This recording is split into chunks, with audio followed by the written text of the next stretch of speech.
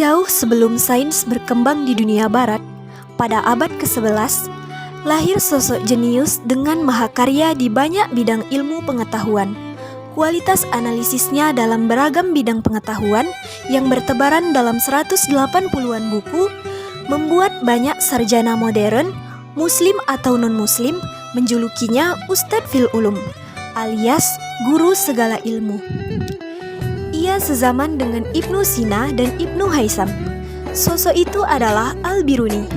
Al-Biruni memiliki nama lengkap yaitu Abu Raihan Muhammad Ibnu Ahmad Al-Biruni.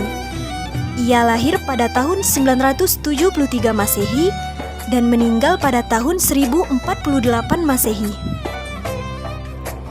Ia merupakan seorang ilmuwan muslim yang terkenal di sepanjang sejarah. Ia disebut sebagai bapak saintis. Al-Biruni tergolong ilmuwan jenius yang langka. Ia menguasai berbagai cabang sains seperti ilmu alam, ilmu pasti, ilmu sosial, ilmu agama, ilmu budaya, dan filsafat. Al-Biruni merupakan saintis pertama yang mengelaborasi eksperimen yang berhubungan dengan fenomena astronomi. Al-Biruni tercatat sebagai pelopor eksperimental lewat penemuan konsep reaksi waktu. Pada usia 27 tahun, dia telah menulis buku sejarah yang berjudul Kronologi. Sayangnya, buku ini telah hilang. Dalam kitab Fi Tahqiq Mali Ilhid, penelitian tentang India, dia membedakan metode saintifik dengan metode historis. Al-Biruni telah berperan mengenalkan metode saintifik dalam setiap bidang yang dipelajarinya. Misalnya, dalam bidang Al-Jamawir yang sangat eksperimental.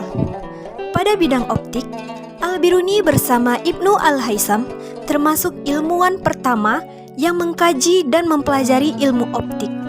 Dialah yang pertama kali menemukan bahwa kecepatan cahaya lebih cepat dari kecepatan suara. Dalam ilmu sosial, Al-Biruni didapuk sebagai antropolog pertama di dunia. Dia menulis secara detail studi komparatif terkait antropologi manusia, agama, dan budaya di Timur Tengah, Mediterania, dan Asia Selatan. Al-Biruni juga telah menghasilkan karya dalam bidang geologi. Salah satunya dia menulis tentang geologi India.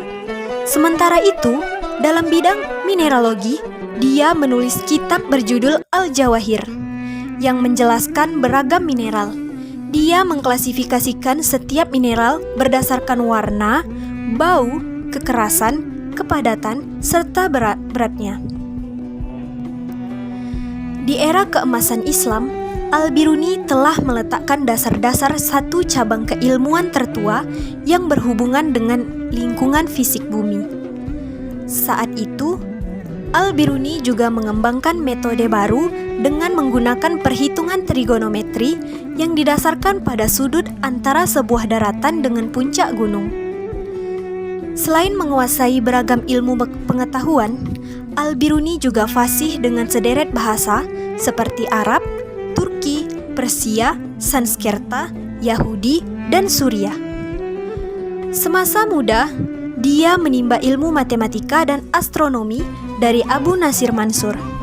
Dia juga kerap bertukar pikiran dan pengalaman dengan Ibnu Sina, seorang ilmuwan besar muslim yang begitu berpengaruh di benua Eropa. Menginjak usia 20 tahun, Al-Biruni telah menghasilkan beberapa karya di bidang sains.